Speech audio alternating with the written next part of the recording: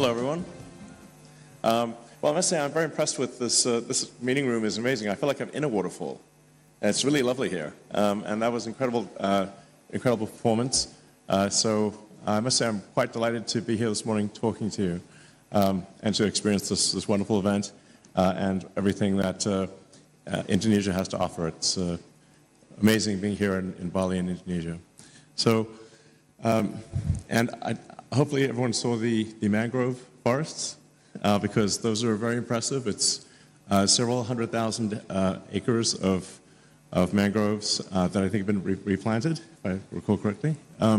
So there are a lot of great things happening in Indonesia and the rest of the world. Overall, I would say I'm quite sort of optimistic for the future. I think we should never be complacent or entitled, but I do think that if we're not complacent and entitled, that the future will actually be great for the world. And I think we're headed to a bright future overall. And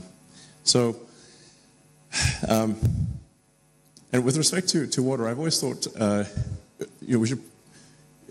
we call Earth Earth, but actually Earth is 70% water by surface area.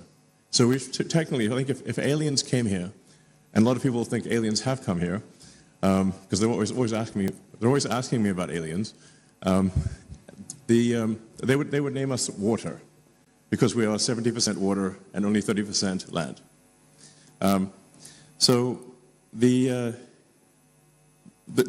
What that means is the potential for solving any given water issue is extremely good because there is so much water.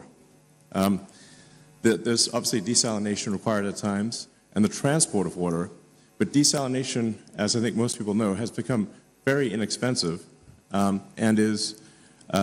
so really the availability of fresh water is simply about energy and transport.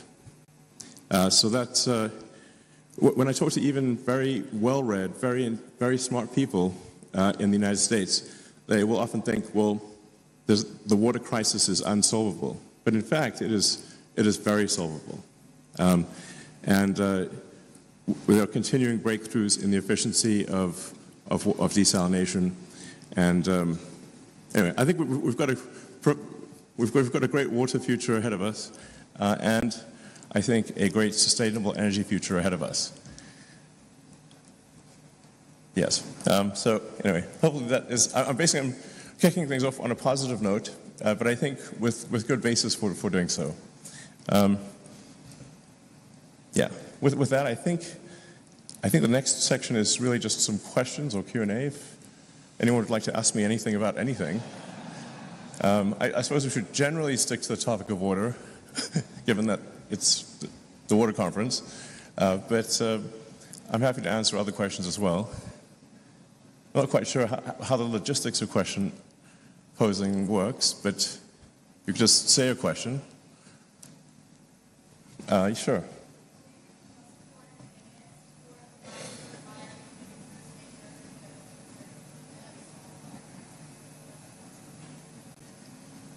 If I heard correctly, what is the most important thing for solving the water crisis? Okay.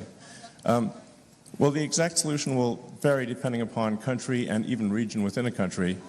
But as I mentioned, because the cost of desalination has dropped so much, if you're just talking about water for individual consumption or water in, say, a hydroponics facility, some kind of, where you're not simply putting it on the ground for crops, but actually have some sort of contained facility that minimizes the amount of evaporation, I think you can basically turn any part of the world green, including the entire world. So it just begs the question of where does the energy come from? And here's where I think solar energy is very much underestimated in terms of its capability.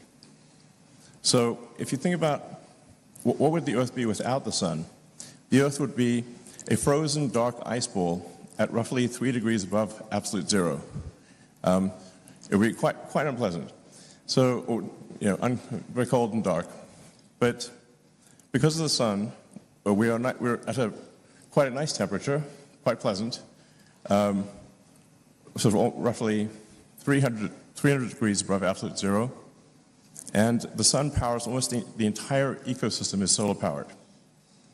When you say like, well, how much land would it take to generate electricity? There's a gigawatt per square kilometer of solar radiation that reaches the surface.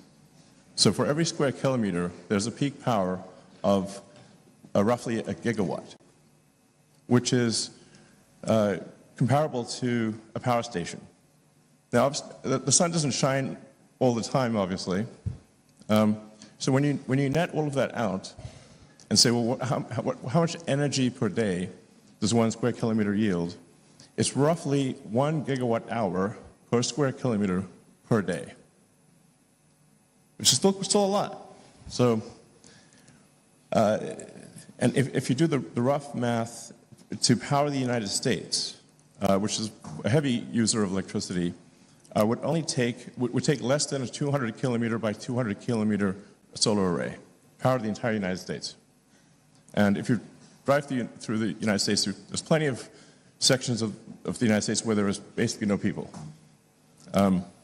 Or another way to think of it is a small section of the Sahara could power all of Europe. Or the world. Now, I'm not saying you would be so concentrated in the placement of solar power, because it's better to be more distributed. But the sheer magnitude of solar power that is available is often not quite understood. But the math of it is very clear. So I really would strongly recommend sort of a solar plus battery combination, or wind plus solar, can solve all of the world's energy needs by a lot.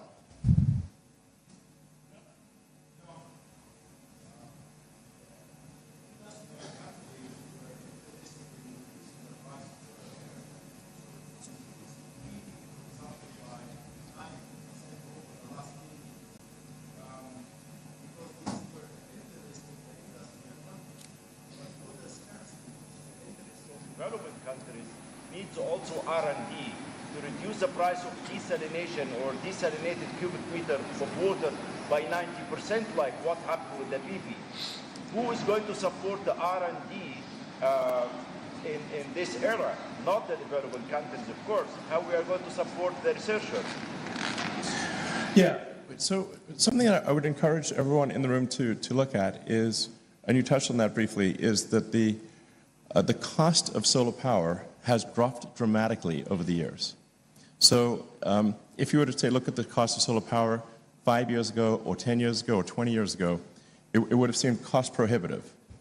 But the cost of solar power today is extremely low. And the cost of batteries to store the energy has also dropped dramatically. The cost of battery storage of electricity has dropped by a factor of 10 in the past 5 years. So many of the studies that were done in times past when batteries were very expensive and solar power was very expensive. And I would just encourage everyone to basically take another look at the cost of solar and the cost of batteries, and I think you'll find that you're pleasantly surprised. So, all right, time to wrap it up. Yes, okay, thank you. Well, it's an honor to be here, and thank you very much for listening to my words, and I hope you have a fantastic conference. Thank you. Thank you, Mr. Elon Musk. Please return to respective seat.